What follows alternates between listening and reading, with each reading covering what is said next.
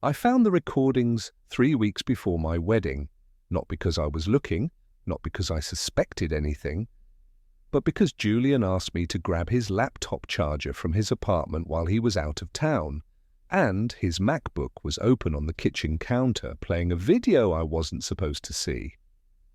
The thumbnail showed my fiancée's face. The timestamp said it was recorded 6 months ago.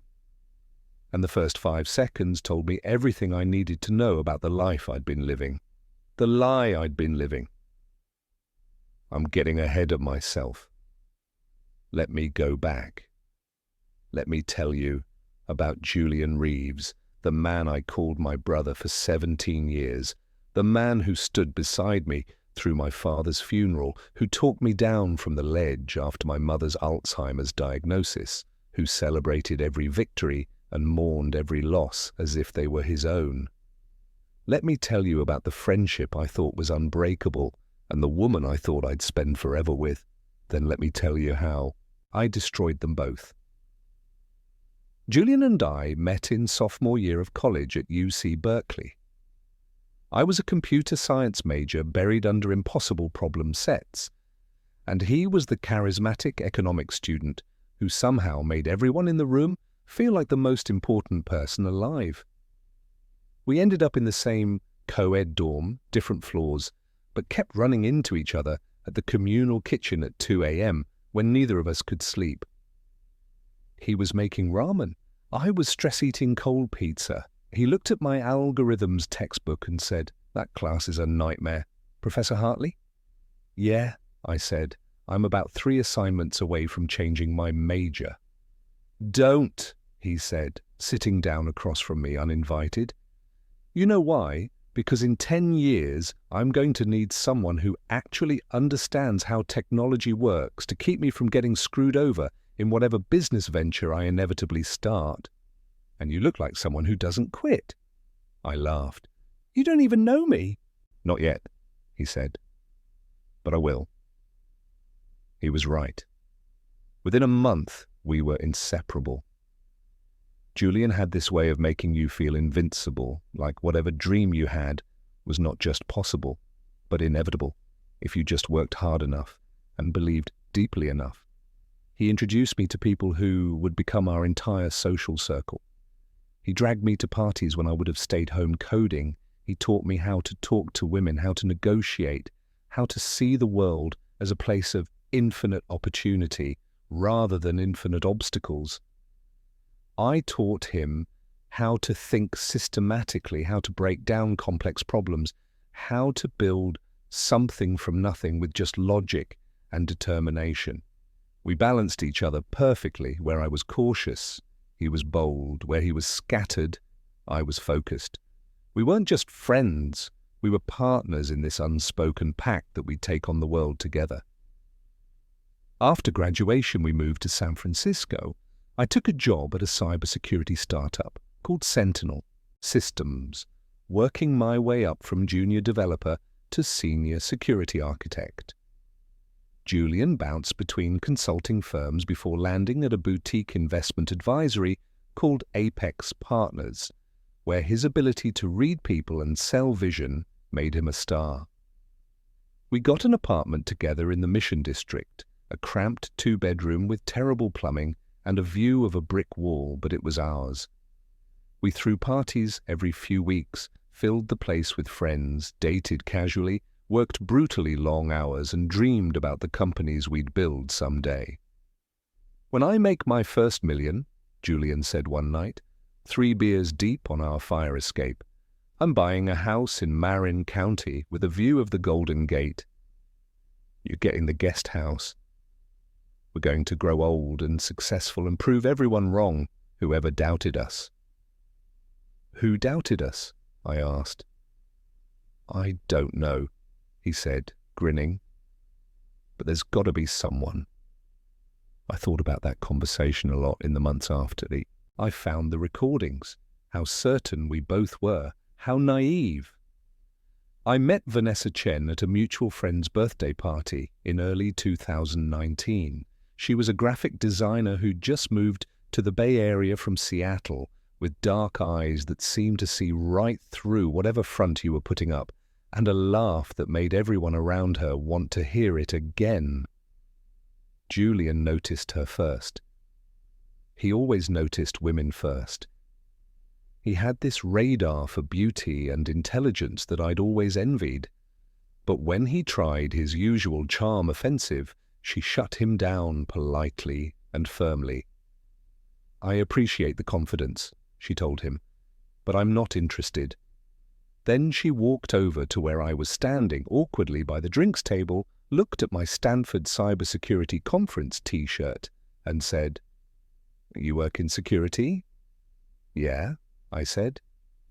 "Mostly threat analysis and penetration testing." "That's fascinating," she said, and somehow, when she said it, I believed she actually meant it.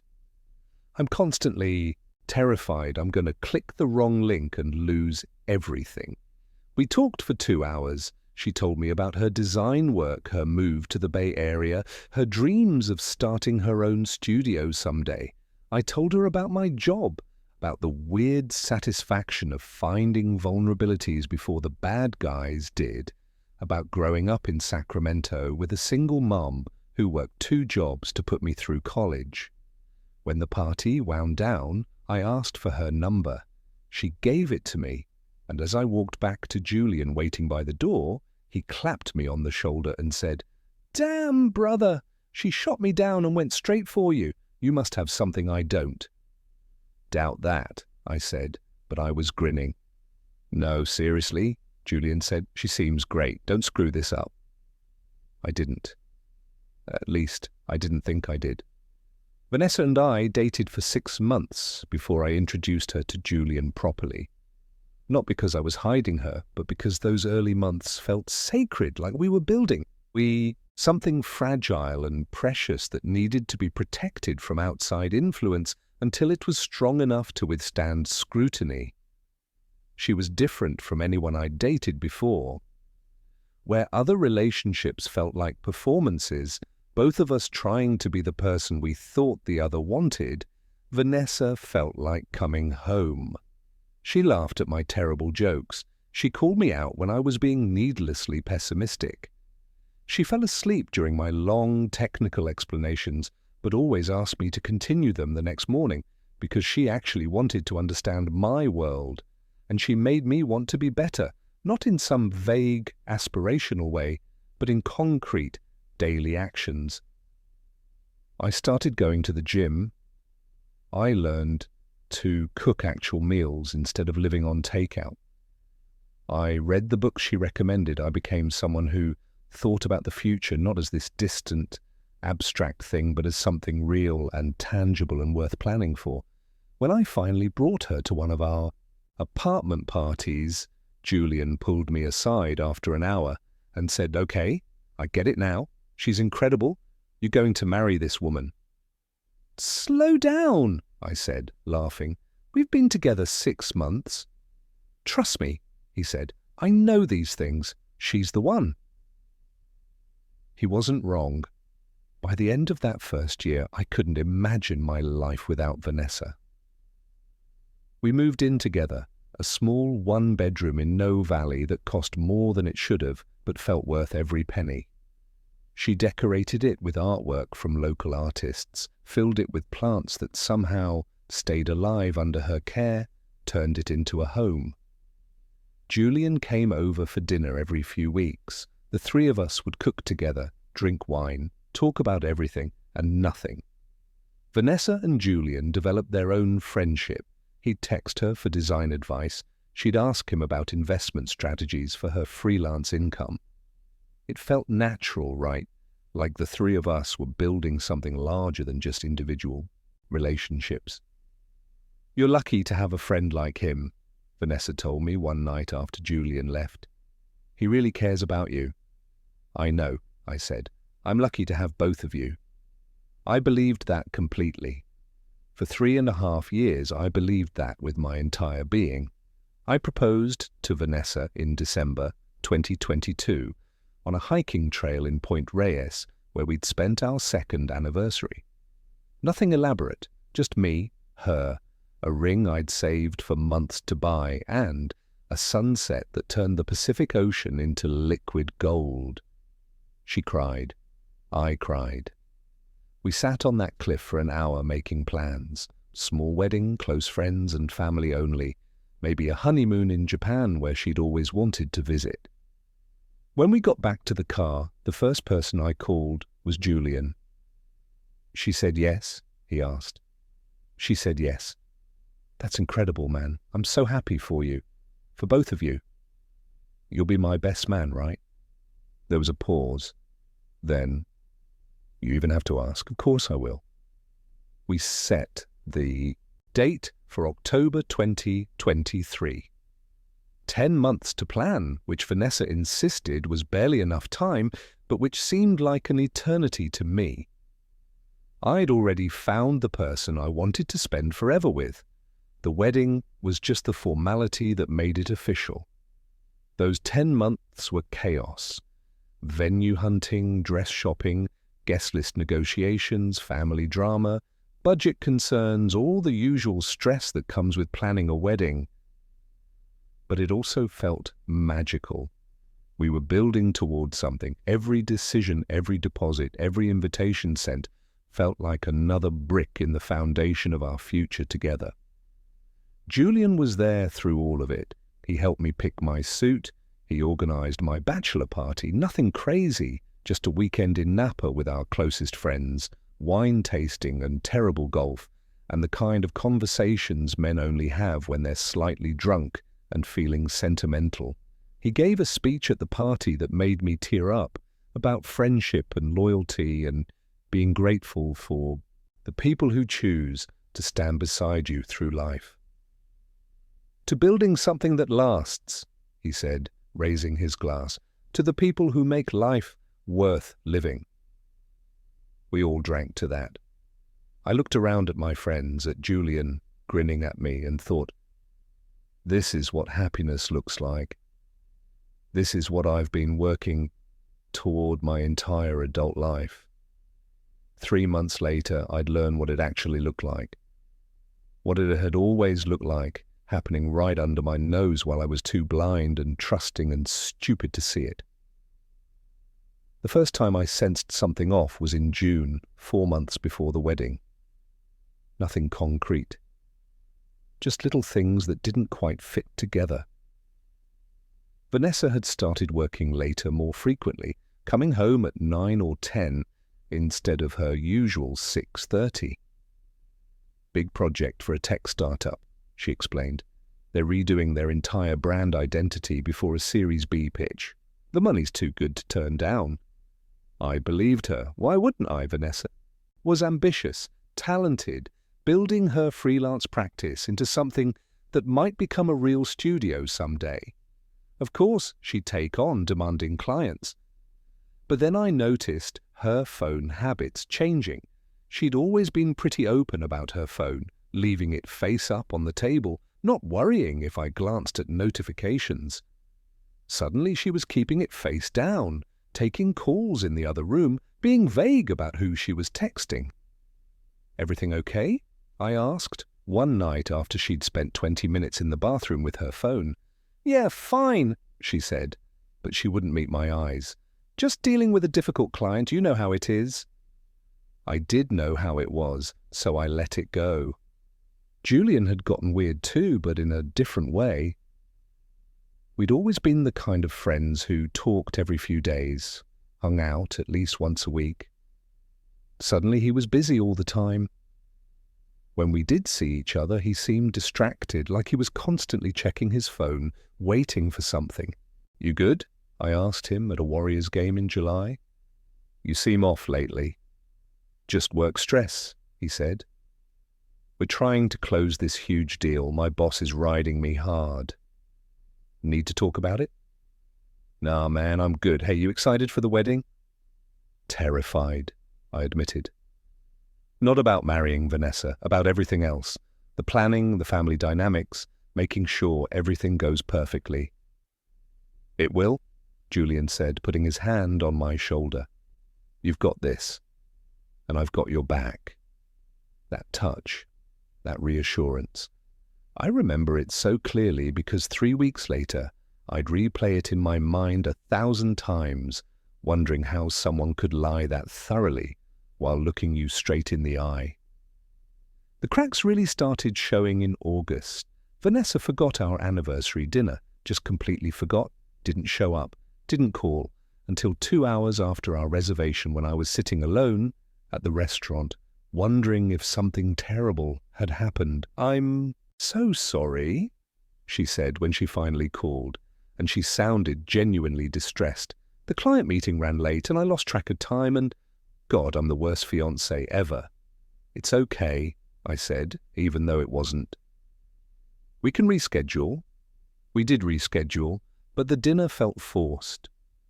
She was there physically but absent mentally, checking her phone every few minutes, apologizing each time, but not actually stopping.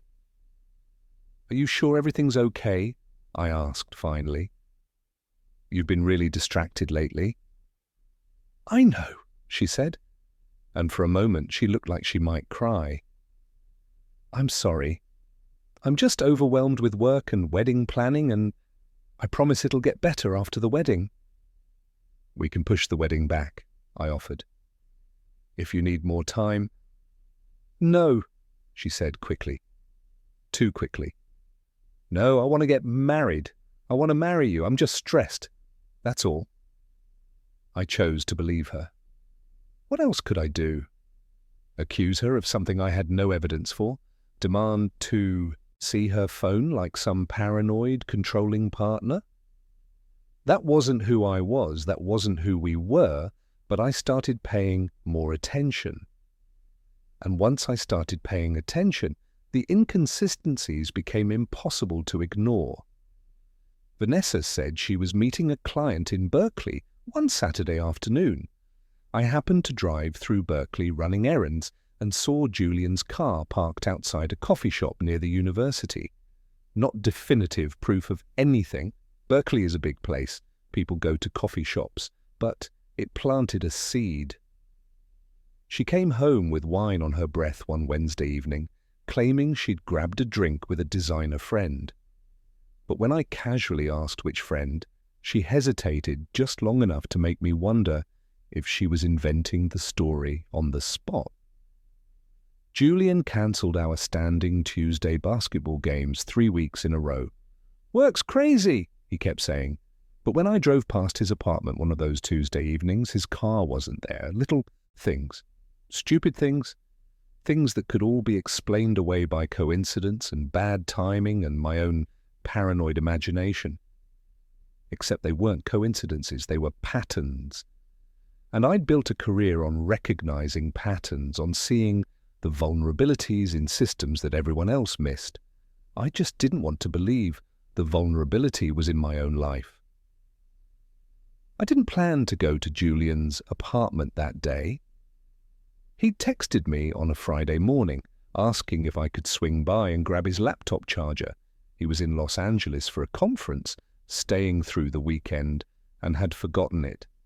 His girlfriend at the time, Melissa, was out of town visiting family, and he needed the charger shipped to his hotel. "Keys under the mat," his text said. "Charger should be on my desk. You're a lifesaver." Simple favor. In and out, 5 minutes tops. I got there around noon, let myself in, went straight to his bedroom where his desk was. The charger wasn't on the desk, but his MacBook was open, screen dark, but not closed. I nudged the trackpad to wake it, thinking maybe I could see where he'd last used the charger. The screen lit up, and I saw Vanessa's face, not a photo, a video, paused on a frame that showed her sitting on what I immediately recognized as Julian's couch, wearing a dress I'd watched her agonize over buying 2 months ago. My first thought was, why does Julian have a video of my fiancée? My second thought was, don't click play. Whatever this is, you don't want to know. My third thought was, you already know. I clicked play. The video was 53 minutes long. It was dated February 14th, 2023, Valentine's Day, 6 months ago, 7 months before our wedding. It started with Vanessa and Julian on his couch, fully clothed, talking and laughing about something I couldn't hear clearly because the audio was bad. Then Julian said something that made her laugh harder, and she leaned into him and he kissed her. Not a friendly kiss, not a mistake. A kiss that spoke of familiarity, of practice, of something that had been happening for a while. I should have stopped watching there, but I didn't. I couldn't. Some masochistic part of me needed to see exactly how thoroughly I'd been betrayed. They moved to his bedroom. The laptop camera, he clearly set it up deliberately to record, captured everything. Not just the physical acts, though those were there in excruciating detail.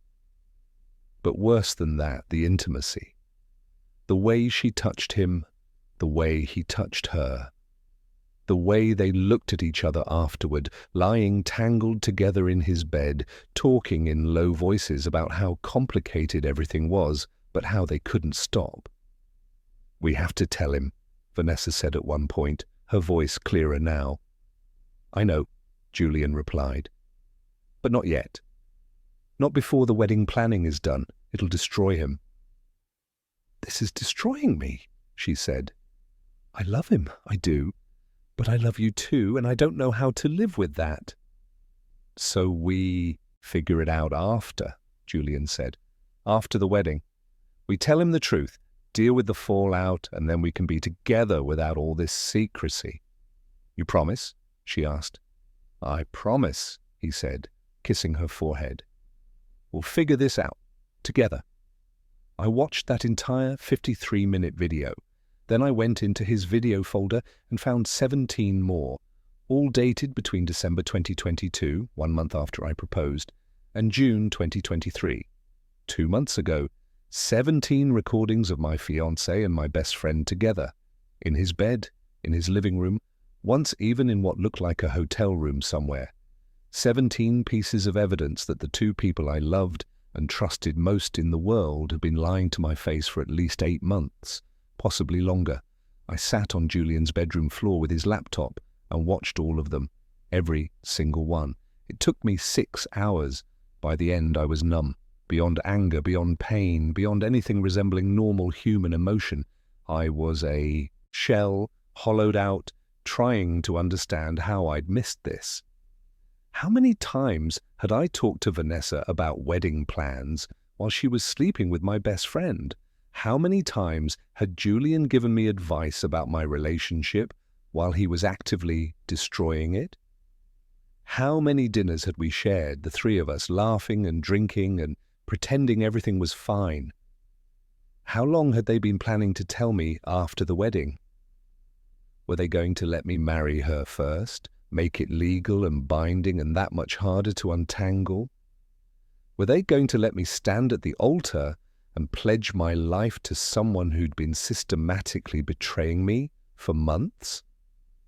The worst part, the absolute worst part, was that the recordings stopped in June, 2 months ago, which meant either they'd ended the affair or they'd just stopped recording it. And based on Vanessa's continued weird behavior and Julian's continued avoidance of me, I strongly suspected it was the latter. They were still doing this. Right now? While I was planning a wedding, while I was excitedly talking about our future, while I was imagining the rest of my life with someone who was actively planning to leave me for my best friend, I should have confronted them immediately, screamed, thrown things, demanded explanations, but I didn't. Because in that moment, sitting on Julian's floor, surrounded by evidence of betrayal, a different feeling emerged beneath the numbness. Cold, calculating rage. I left Julian's apartment exactly as I'd found it. Closed the laptop, left it on his desk, locked the door, put the key back under the mat. Sent him a text. "Couldn't find the charger, sorry man, maybe check your car." Then I went home and acted like nothing had changed. Vanessa was in the living room when I got back, working on her laptop. She looked up and smiled. "Hey babe, how was your day?" "Fine," I said. Ran some errands. How's the project going? Good, making progress. I sat down next to her, kissed her cheek, asked about her day. She told me about a difficult client, a design challenge she was working through, her thoughts on honeymoon hotels in Tokyo. I listened and responded and asked follow-up questions like I always did. Inside, I was screaming, but outside, I was perfectly, completely calm.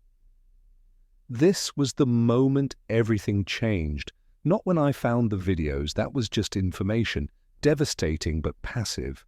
This moment when I made the choice to smile and lie and pretend was when I became someone different, someone capable of what came next, because I'd spent 6 hours watching my life dissolve, and somewhere in those 6 hours I'd made a decision.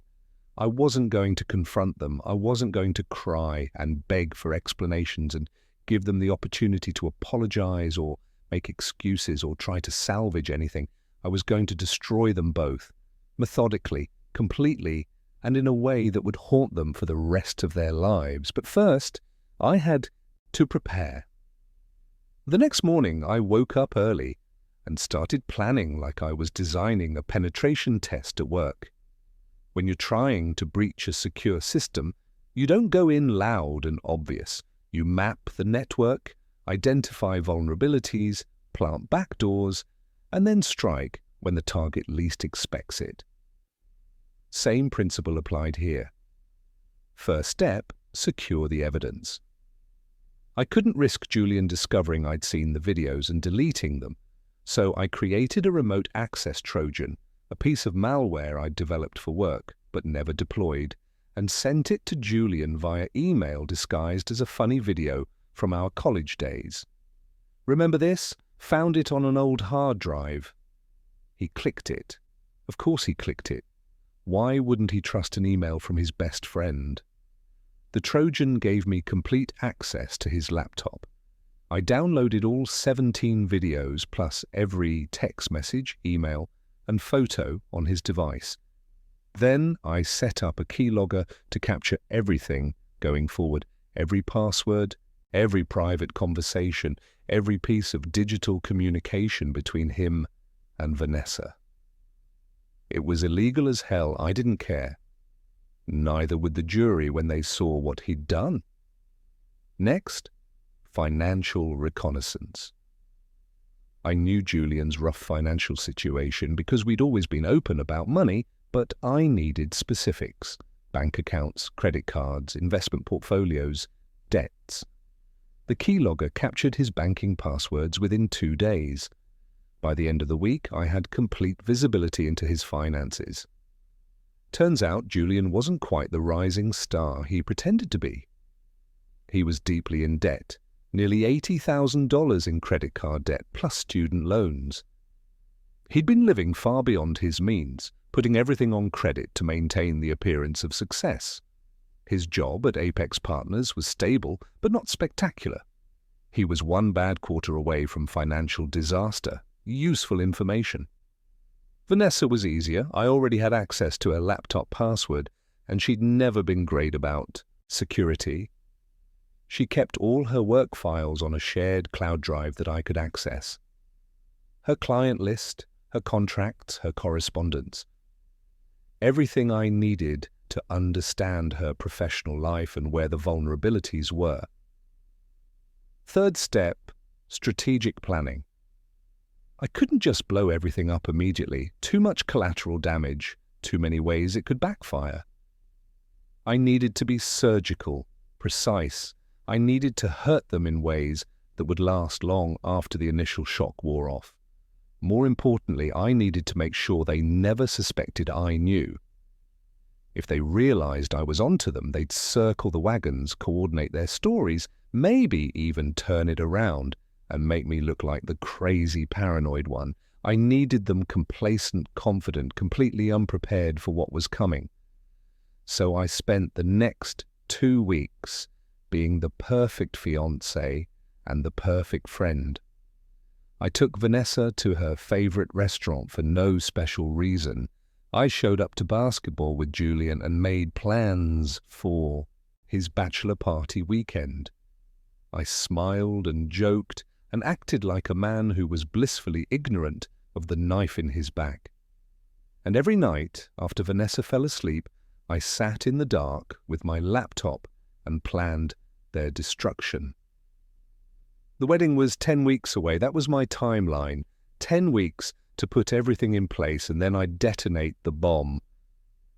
But I couldn't just wait passively. I needed to understand the full scope of the betrayal, needed to know if there were others involved, needed to map every lie so I could systematically dismantle them. The keylogger showed me texts between Vanessa and Julian almost daily. Nothing explicit. They were smart enough not to put "I love you" or sexual details in writing. But the emotional intimacy was obvious. Inside jokes, references to last night, plans to meet up that mysteriously coincided with times Vanessa told me she'd be working late. I started documenting everything, screenshots of texts, photos of her calendar compared to what she told me her schedule was, GPS data from her phone that I pulled using the Find My app we'd set up for safety. She'd laughed when I suggested it. "What, you don't trust me?" I'd said I just wanted to know she was safe.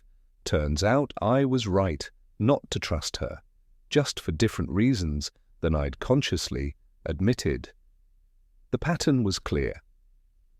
She was seeing Julian at least twice a week, sometimes 3 times, always when she claimed to be working late or meeting friends or running errands. They were careful, never going to the same place twice, never posting anything on social media that might give them away. But careful isn't the same as invisible, not when someone with my skills is actively looking. I also started recording my own conversations with both of them.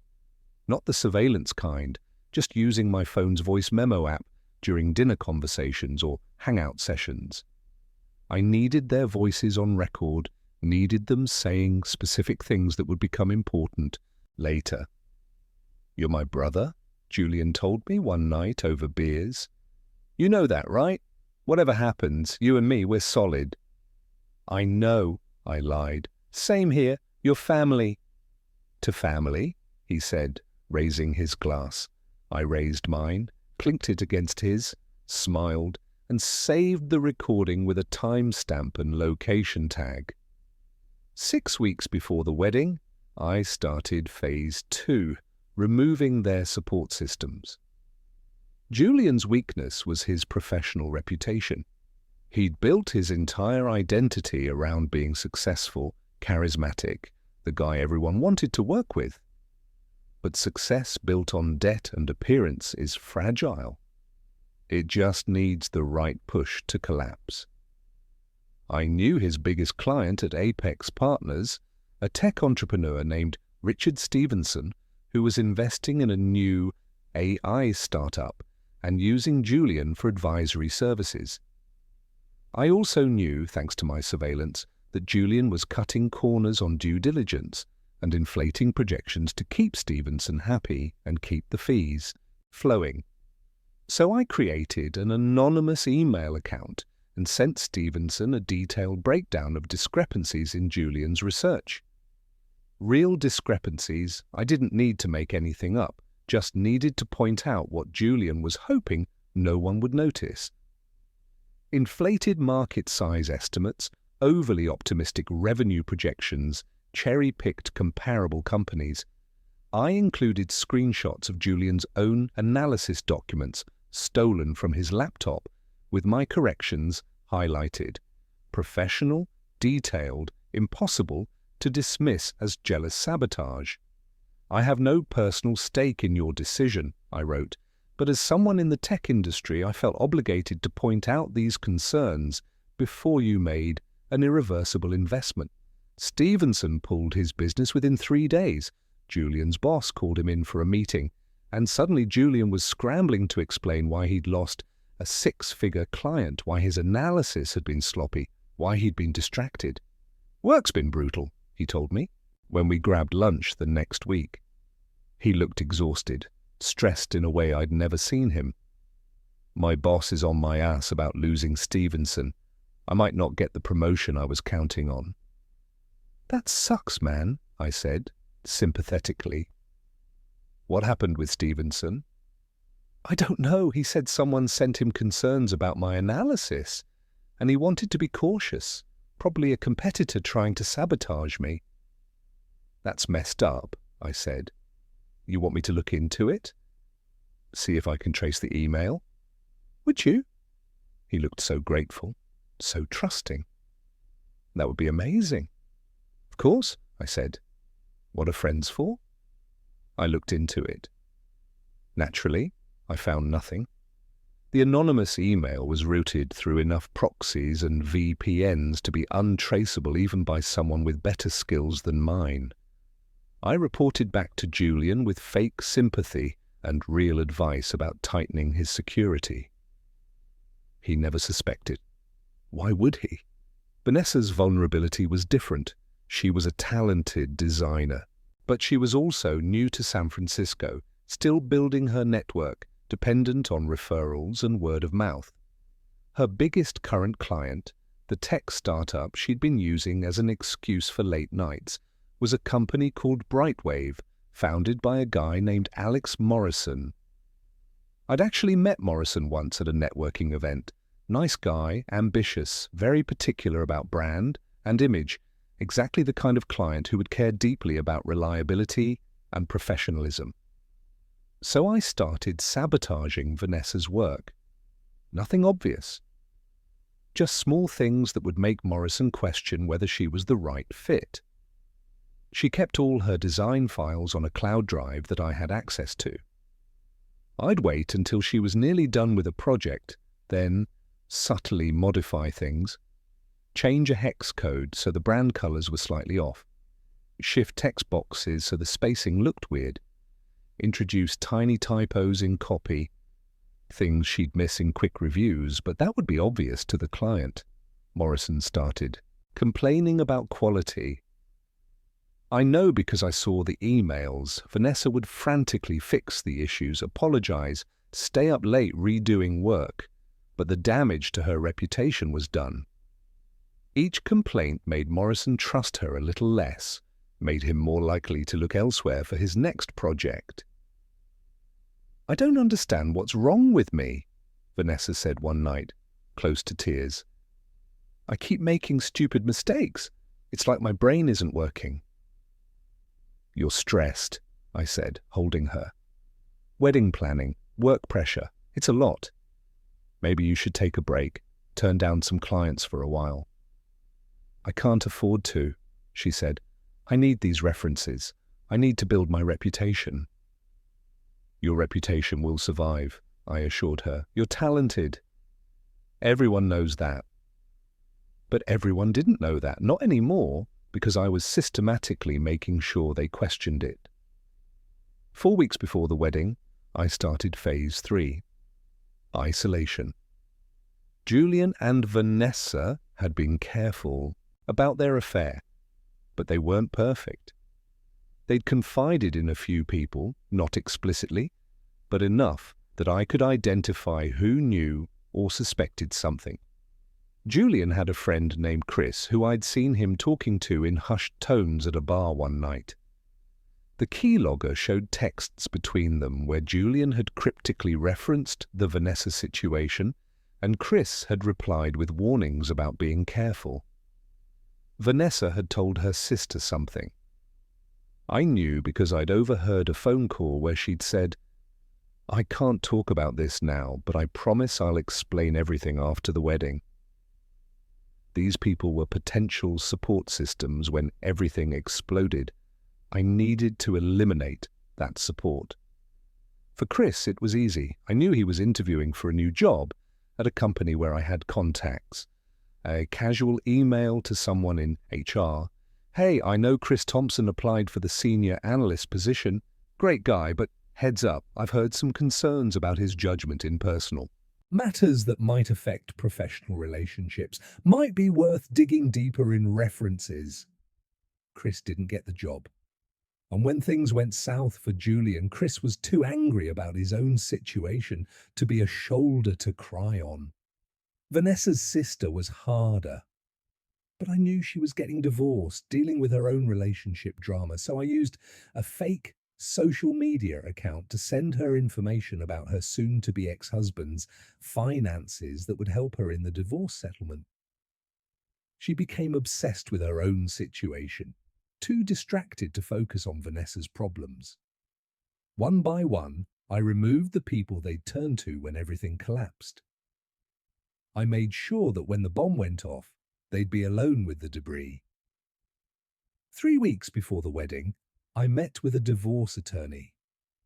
Not to file, not yet, but to understand my options and make sure I'd be protected.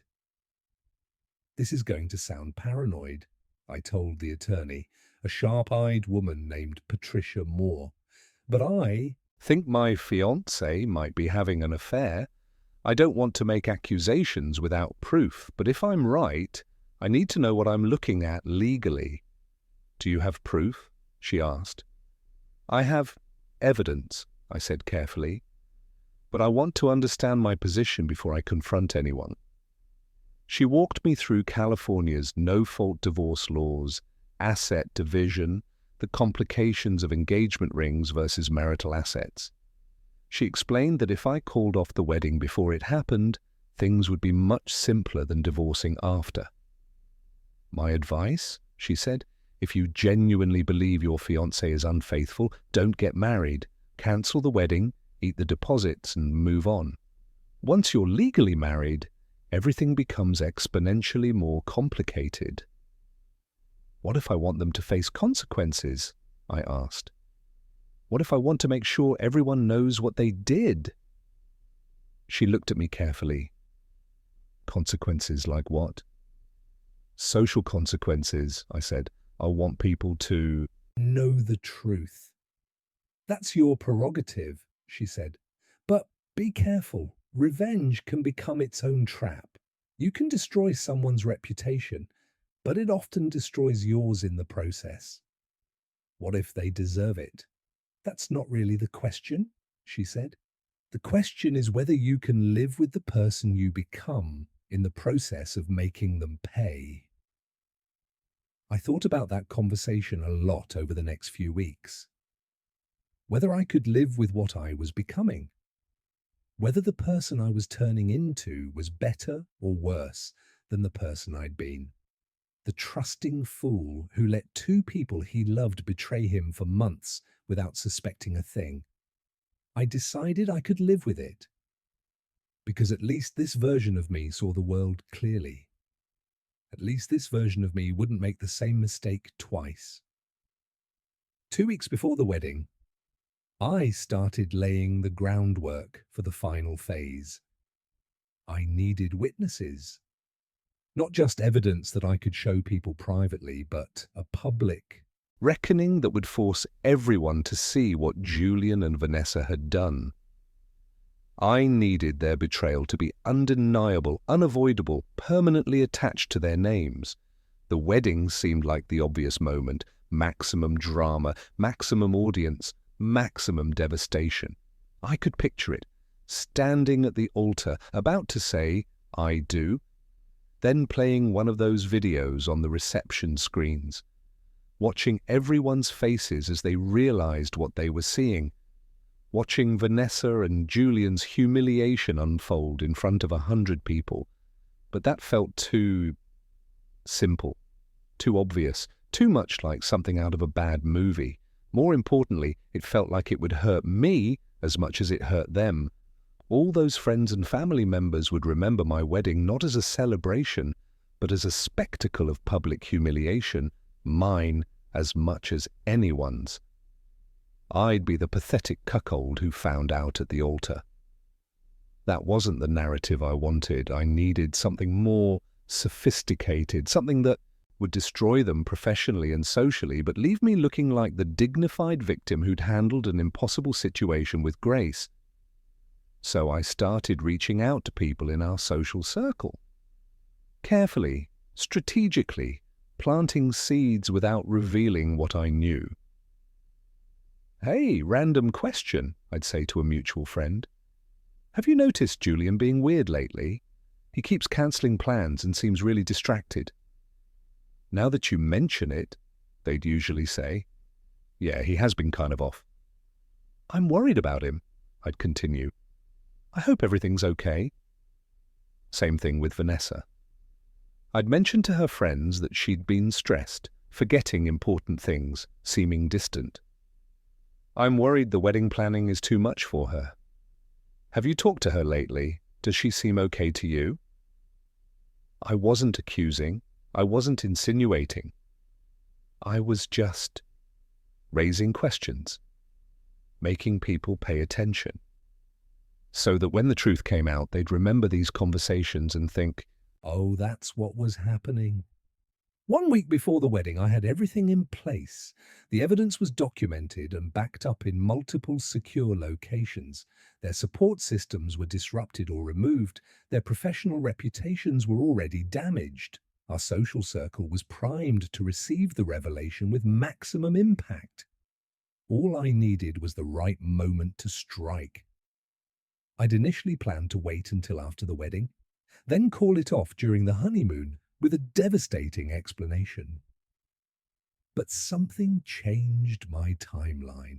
Vanessa came home on a Tuesday evening, 6 days before our wedding, and told me she needed to talk. About what? I asked, though my heart was suddenly pounding. About us, she said. She looked scared, guilty, like she was about to confess. This was it. After 8 months of lies, she was finally going to tell me the truth. And in that moment, I realized I didn't want to hear it. I didn't want to give her the catharsis of confession, the relief of honesty, the opportunity to control the narrative. Can it wait? I said quickly. I'm in the middle of something for work, emergency security issue. It's important, she said. I know, but so is this. Tonight, after dinner? She hesitated. Okay, after dinner. She never got the chance, because I spent the next 3 hours setting everything in motion. I started with an email to every person on our wedding guest list, not from my personal email, from a burner account I'd set up specifically for this purpose. The subject line, something you need to know before this weekend. The body. This is difficult to send, but you deserve to know the truth before attending a wedding based on a lie. The attached files contain evidence that Vanessa Chen and Julian Reeves have been having an affair for at least 8 months. I've tried to handle this privately, but they've continued lying, and I can no longer, in good conscience, allow this wedding to proceed. I'm sorry to burden you with this information. The wedding is cancelled. Please don't try to contact me. I need time to process this privately. Thank you for your understanding. I attached 3 of the videos. Not the most explicit ones. I wasn't trying to create pornography, but enough to make the situation undeniably clear. I also attached screenshots of texts between them, time-stamped and dated. I sent the email at 6:47 p.m. 137 people received it simultaneously. Friends, family, co-workers, everyone who'd been invited to watch me marry a woman who'd been sleeping with my best friend. Then I sent a second email to Julian's boss at Apex Partners and several colleagues.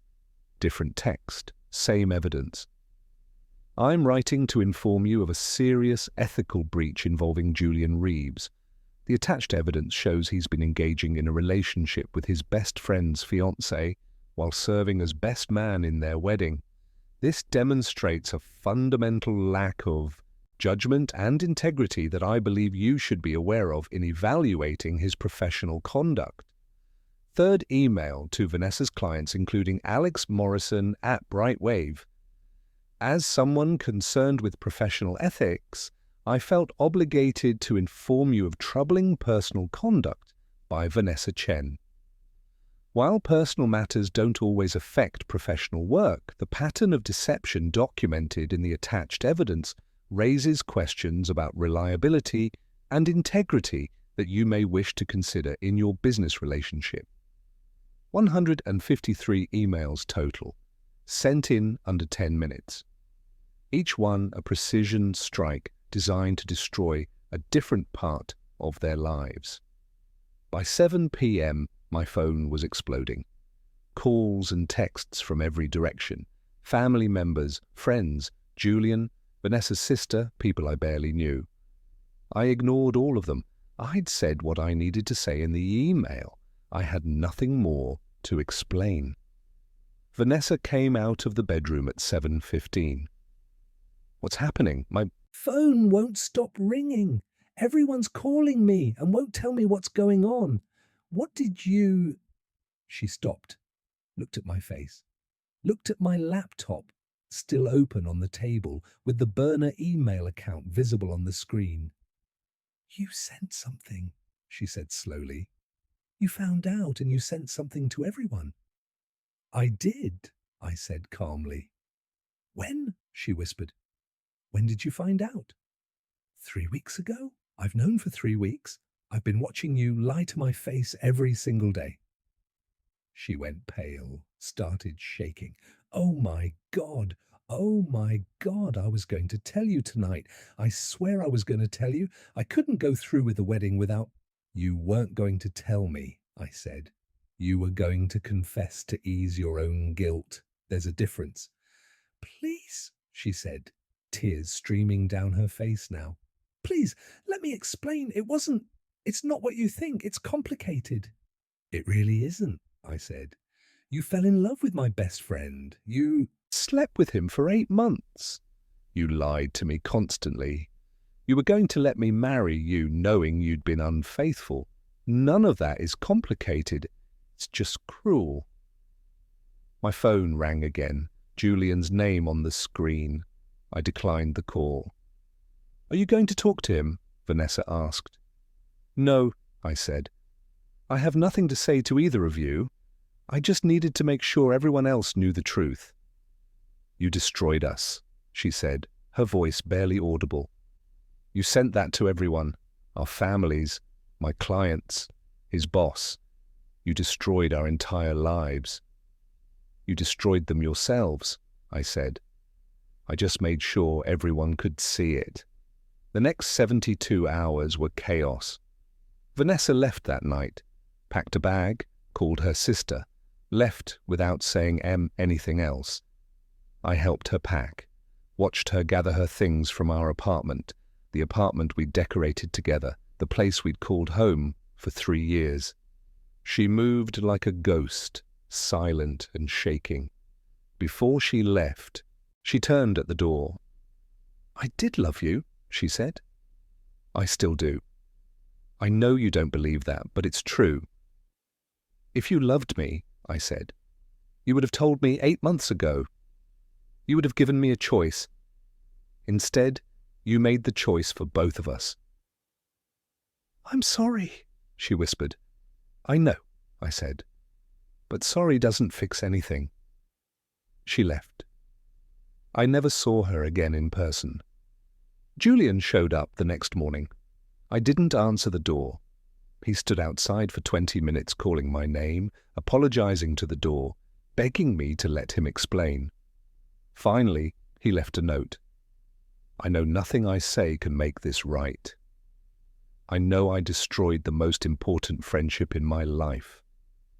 I know I'm a coward and a liar, and I don't deserve your forgiveness, but I need you to know I never meant for this to happen. I never wanted to hurt you. It just happened.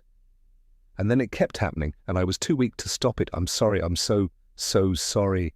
I burned the note without reading it all the way through. Our families were devastated. My mother called crying, asking what happened, saying she didn't understand. I sent her the same evidence I'd sent everyone else. She stopped asking questions after that. Vanessa's parents sent me an apology email.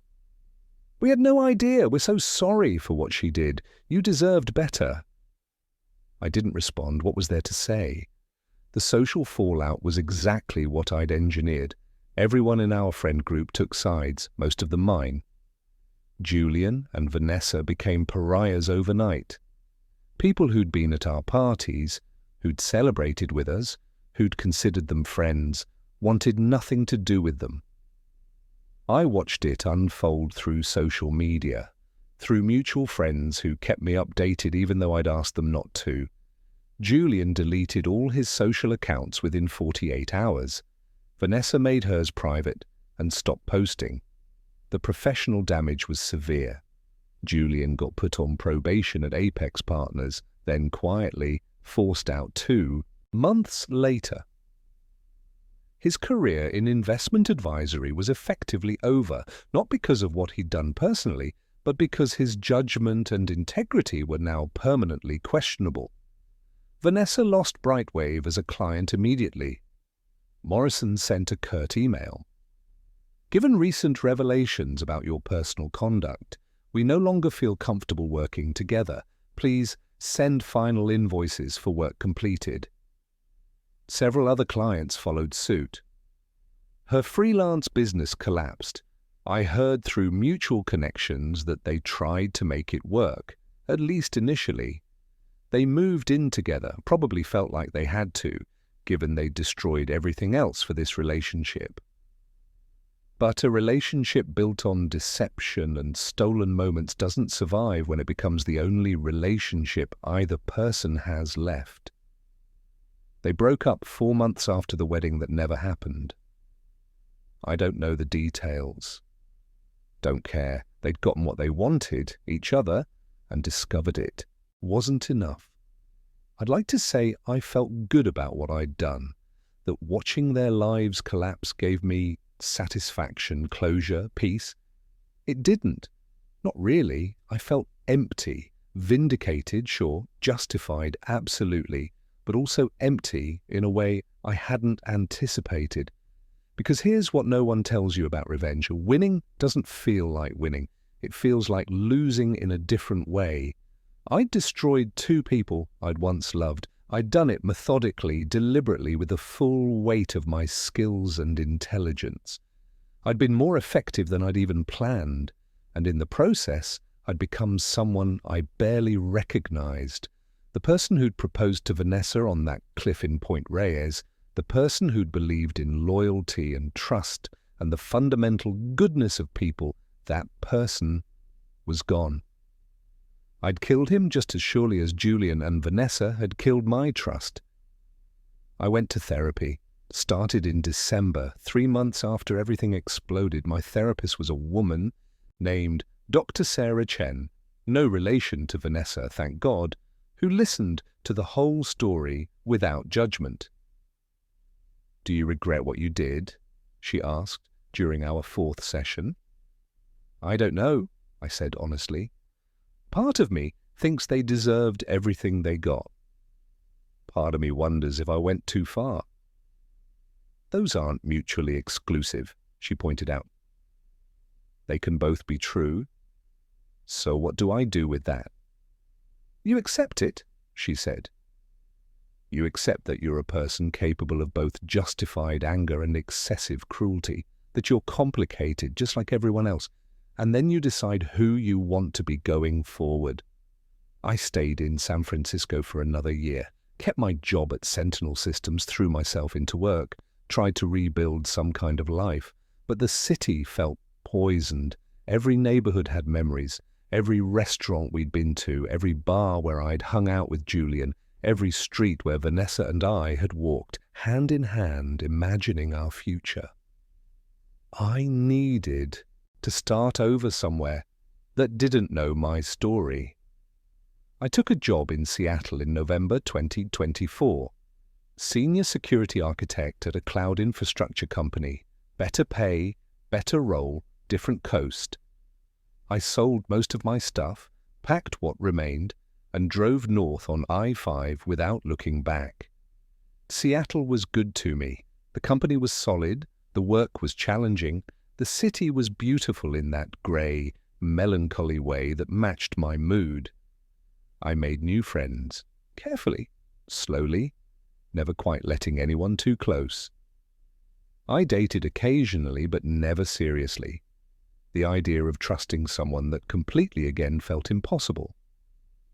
I kept tabs on Julian and Vanessa from a distance, not obsessively, just periodically, checking LinkedIn, asking mutual friends who didn't know I was asking. Julian moved back to his hometown in Ohio.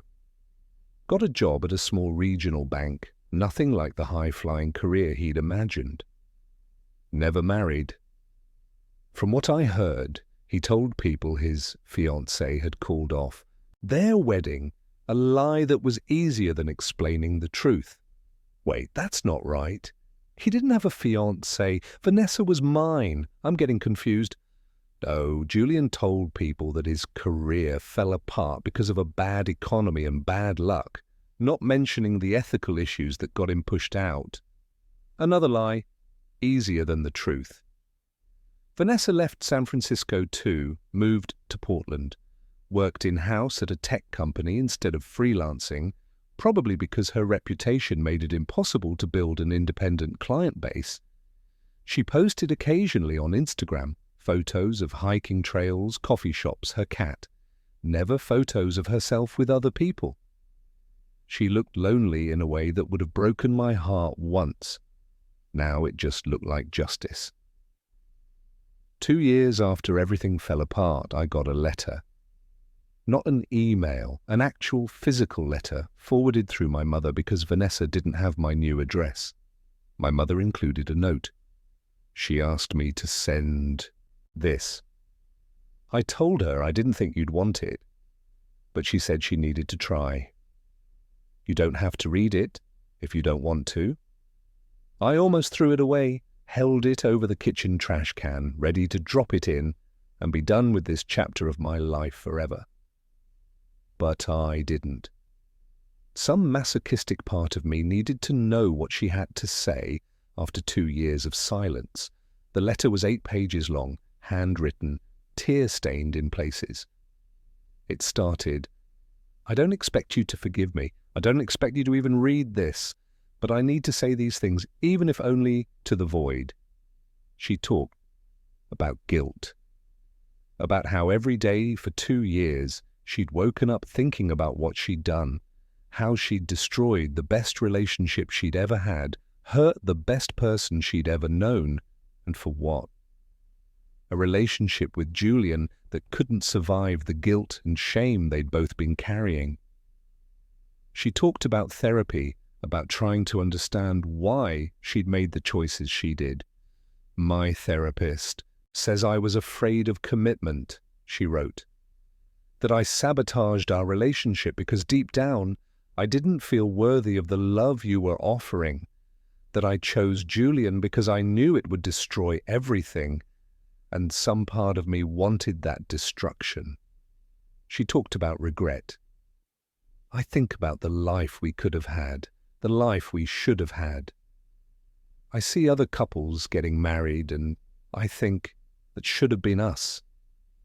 I see other women with their partners and I think, I had that and I threw it away. I had someone who loved me completely and I traded it for someone who loved me secretly. She talked about the aftermath. You probably don't know this, but what you did, sending those emails, destroyed more than just our relationship. I lost my career. My family barely speaks to me. Most of my friends cut me off. I had to move to a new city where no one knows my story just to escape the constant judgment. I'm not saying this to make you feel guilty. I'm saying it because I want you to know your revenge worked. You broke me just as completely as I broke you. The last page said, I know I don't deserve your forgiveness. I know nothing I say can undo the hurt I caused, but I need you to know I loved you. I really did. I loved you in a way I've never loved anyone before or since. I just didn't love you enough to be honest. I didn't love you enough to choose you over my own cowardice, and that's something I'll have to live with for the rest of my life. I hope you've found happiness. I hope you've found someone who deserves you and who you can trust completely. I hope you've moved on in all the ways I haven't been able to. You deserved better than what I gave you. You deserved better than what Julian and I did to you. I'm sorry. For everything. For all of it. For the rest of my life, I'm sorry. I read that letter 3 times. Cried through most of it, which surprised me. I thought I was past the point of crying over Vanessa Chen, but here's what I Realized reading her words, she still didn't get it. She was sorry she got caught. Sorry her life fell apart. Sorry she had to face consequences. But she wasn't actually sorry for the betrayal itself. Not really. Because if she'd been truly sorry, she would have told me the truth 8 months earlier. She would have chosen honesty over comfort, truth over convenience. The affair wasn't a mistake. It was a choice.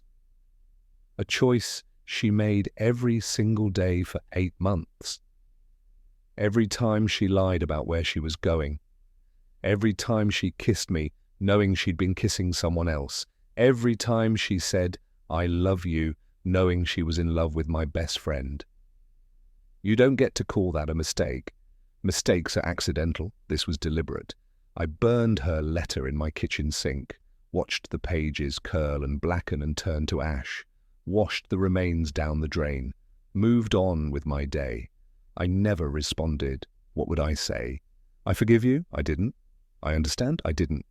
Let's move on and be friends?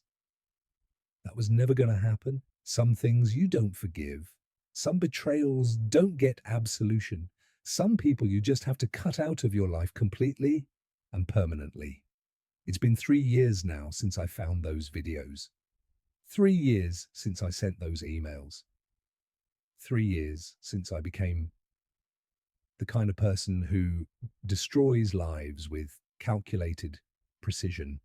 I'm doing okay, better than okay, actually. I got promoted to director of security at my company. I bought a house in Ballard with a view of the water. I have friends, hobbies, a life that doesn't revolve around past trauma. I even started dating someone, a woman named Rachel, who knows nothing about my history, with Vanessa and Julian, beyond bad breakup, don't want to talk about it.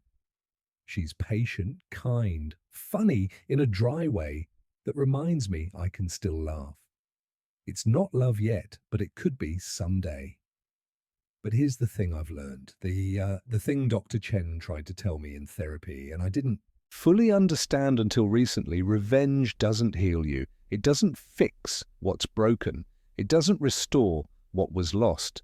All it does is transfer the pain from you to someone else. And in doing so, it changes you into someone capable of inflicting that pain. I destroyed Julian and Vanessa. Professionally, socially, psychologically, I did it deliberately and effectively. And I'd be lying if I said I regretted it. But I also can't pretend it didn't cost me something. Every time I look in the mirror, I see someone different than who I was before. Someone harder, colder, less trusting, less capable of vulnerability. The person who proposed to Vanessa on that cliff. The person who believed love was enough, who trusted completely, who saw the best in people. That person is dead. I killed him the same day I found those videos. Maybe he needed to die. Maybe he was too naive to survive in a world where your best friend can betray you for 8 months without remorse, where your fiancé can lie to your face while planning to leave you. Or maybe I could have found a middle ground between blind trust and calculated destruction. Maybe I could have confronted them, processed the betrayal, grieved the loss, and moved on without becoming someone who uses his skills to systematically ruin lives. I don't know. I'll probably never know. What I do know is this: betrayal changes you. It rewrites your understanding of the world, of people, of yourself. And the person you become after betrayal, whether that's someone who forgives or someone who destroys, is a choice you make in the moment when the pain is sharpest. I made my choice. I chose destruction. And I live with that choice every single day. Sometimes, late at night when I can't sleep, I think about alternate timelines, versions of this story where I made different choices. In one timeline, I confront them immediately. I scream and cry and demand explanations. They apologize, I refuse their apologies. I walk away with my dignity intact, but my heart broken. We all move on eventually. The pain fades, life continues. In another timeline, I never find the videos. I marry Vanessa not knowing about Julian. Maybe they end the affair after the wedding, guilty but relieved. And maybe they keep going, and I find out years later when there's a house and maybe kids involved. And maybe I never find out at all, and I live my whole life not knowing the foundation of my marriage was built on lies. In another timeline, I find the videos but handle it differently. I use therapy and time and distance to process the betrayal. I don't destroy them, I just leave. I rebuild my life without them, but I also rebuild it without becoming someone capable of revenge. But those are just fantasies, just alternate versions of a story that only happened one way. This is the timeline I'm living in, the one where I found out, where I calculated my response, where I executed my revenge with precision and without mercy. The one where I won the war but lost something fundamental about myself in the process. I don't know if that makes me the hero or the villain of this story. Maybe I'm both. Maybe that's what happens when you're betrayed by the people you love most. You become something between victim and perpetrator, neither wholly innocent nor wholly guilty. Last week I logged into the burner email account I'd used to send those devastating messages 3 years ago. I don't know why. Curiosity maybe, or self-punishment. There was one message in the inbox sent 6 months ago. Subject line: I know what you did. It was from Julian. You probably won't see this, but I needed to write it anyway, the email said. I know you were the one who sabotaged my career. I know you sent the anonymous email to Stevenson. I know you were the one who ruined Vanessa's relationship with her clients. I figured it all out eventually, though it took me longer than it should have. For a long time, I was angry. I told myself you'd gone too far, that my betrayal didn't justify what you did to us, that you were just as bad as we were, maybe worse, because your cruelty was calculated where ours was just weakness. But I don't think that anymore.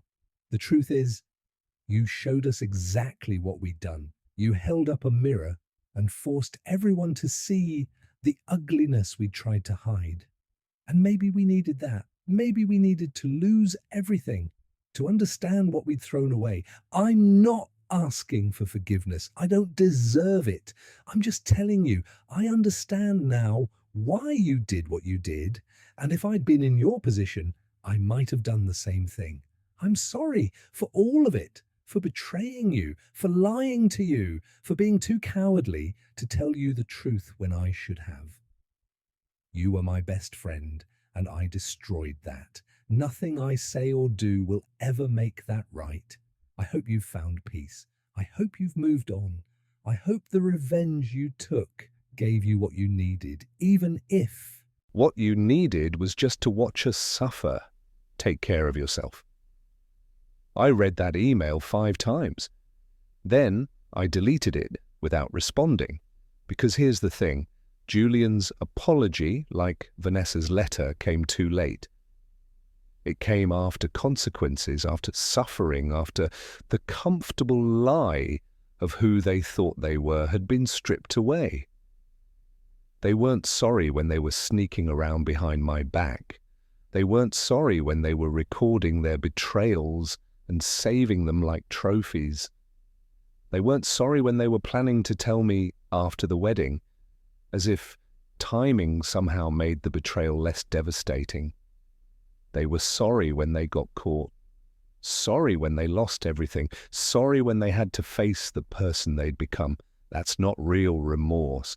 That's just regret that things turned out badly for them. Real remorse would have been stopping after the first time. Real remorse would have been telling me the truth immediately. Real remorse would have been choosing my feelings over their desire, my trust over their pleasure. They had 8 months to show real remorse. They chose not to. So I chose to show them what betrayal actually costs. I'm sitting on my deck right now, watching the sun set over Puget Sound, writing this story that I'll probably never share with anyone. Rachel is inside making dinner, humming along to some song I don't recognize. We're having friends over tonight, people I've known for less than 2 years, but who feel more genuine than friends I had for decades.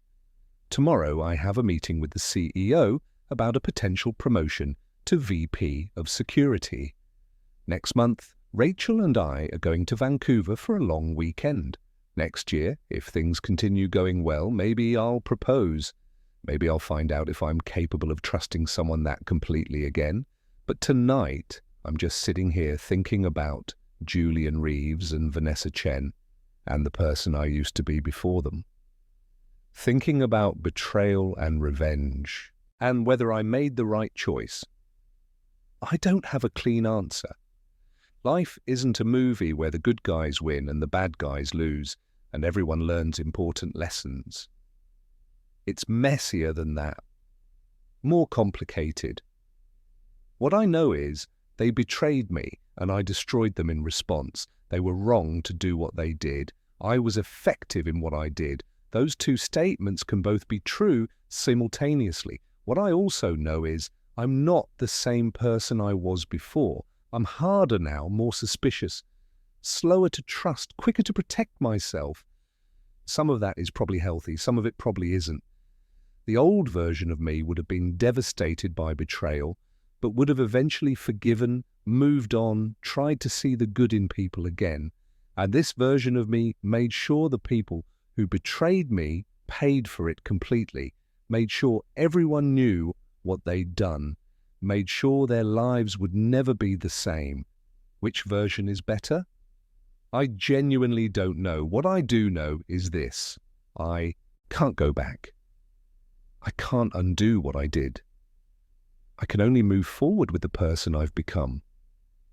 And if Rachel ever betrays me the way Vanessa did, or if I ever find myself in Julian's position, well, I hope I've learned enough to make different choices, but I won't know until I'm tested again. That's the thing about betrayal and revenge. They're not one-time events. They're patterns that repeat through generations, through relationships, through lives.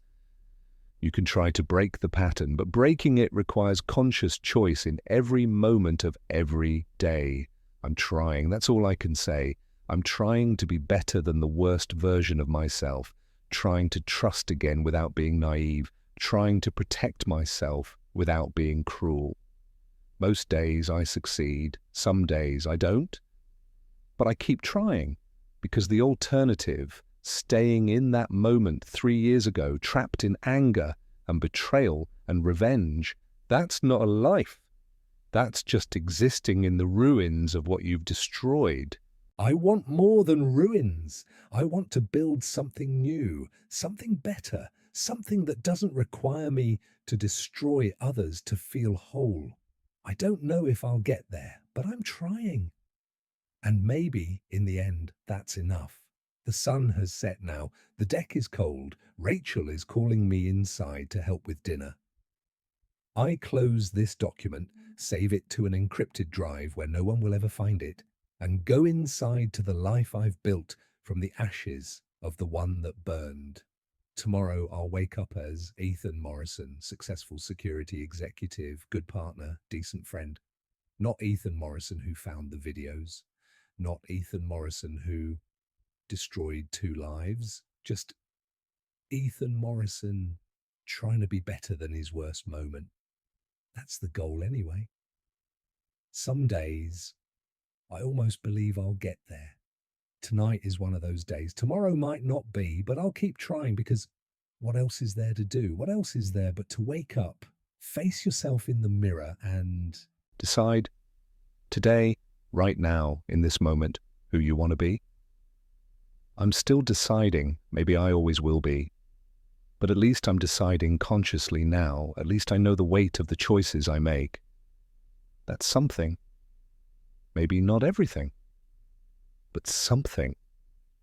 And right now, after everything that's happened, something feels like enough.